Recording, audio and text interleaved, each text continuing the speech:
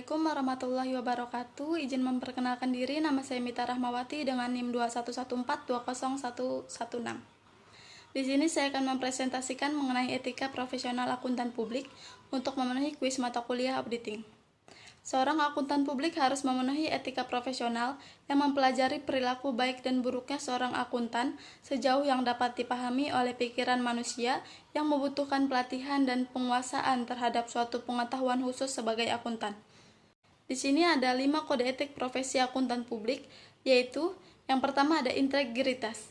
Akuntan harus memenuhi prinsip integritas yang mensyaratkan akuntan untuk bersikap lugas dan jujur dalam semua hubungan profesional dan bisnis. Yang kedua ada objektivitas. Akuntan harus memenuhi prinsip objektivitas yang mensyaratkan akuntan untuk menerapkan pertimbangan profesional atau bisnis tanpa dikompromikan oleh siapapun. Yang ketiga ada kompetensi dan kehati-hatian. Akuntan harus mengambil langkah-langkah yang memadai untuk memastikan bahwa mereka yang bekerja profesional di bawah pengawasannya telah memperoleh pelatihan dan supervisi yang tepat. Yang keempat ada kerahasiaan. Akuntan harus mematuhi prinsip kerahasiaan bahkan setelah berakhirnya hubungan antara akuntan dengan klien atau organisasi tempatnya bekerja. Dan yang terakhir ada perilaku profesional. Akuntan harus mematuhi prinsip profesional yang mensyaratkan akuntan untuk mematuhi peraturan perundang-undangan yang berlaku dan berperilaku konsisten dengan tanggung jawab. Selanjutnya di sini ada 10 standar auditing menurut Generally Accepted Auditing Standard. Yang pertama yaitu ada kompeten. Audit harus dilaksanakan oleh seseorang atau lebih yang memiliki keahlian dan pelatihan teknis cukup sebagai auditor. Yang kedua ada independen. Dalam semua hal yang berhubungan dalam penugasan independensi dan dalam sikap mental yang harus dipertahankan oleh auditor. Yang ketiga ada due professional care, yaitu pelaksanaan audit dan penyusunan laporannya. Auditor wajib menggunakan kemahiran profesionalnya dengan cermat dan saksama. Yaitu selanjutnya ada adequate planning and paper supervision, yaitu pekerjaan harus direncanakan sebaik-baiknya dan jika digunakan asisten harus disupervisi dengan semestinya. Selanjutnya yaitu understanding the entity environment and internal control, yaitu pemahaman yang memadai atas struktur pengendalian intern harus diperoleh untuk merencanakan audit dan menentukan sifat dan lingkup pengujian yang harus dilakukan. Selanjutnya ada sufficient competent audit evidence.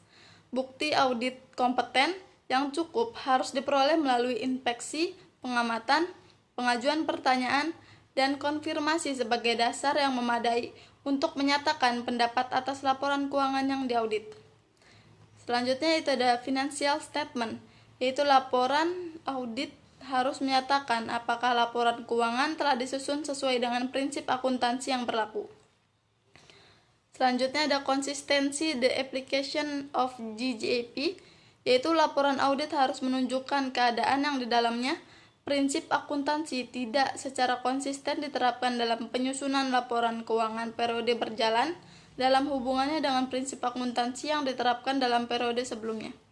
Selanjutnya ada adequacy of informative disclosure, yaitu pengungkapan informatif dalam laporan keuangan harus dipandang memadai kecuali dinyatakan dalam laporan audit.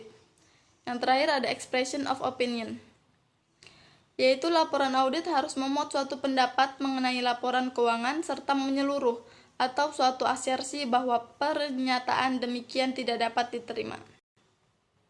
Selanjutnya yaitu ada tanggung jawab hukum yang dihadapi akuntan publik. Salah satu pasal pada Undang-Undang Akuntan Publik Nomor 5 Tahun 2011 menyebutkan bahwa akuntan publik bisa dikenakan sanksi pidana jika terbukti lalai dalam menjalankan tugas dan terbukti terlibat pidana. Selanjutnya ada tuntutan hukum yang dihadapi akuntan publik. Bisa terjadi karena yang pertama ada business failure. Business failure ini terjadi apabila perusahaan tidak mampu membayar kewajibannya atau tidak bisa memenuhi harapan investor karena kondisi ekonomi atau bisnis seperti resesi, keputusan manajemen yang buruk, atau persaingan dalam industri.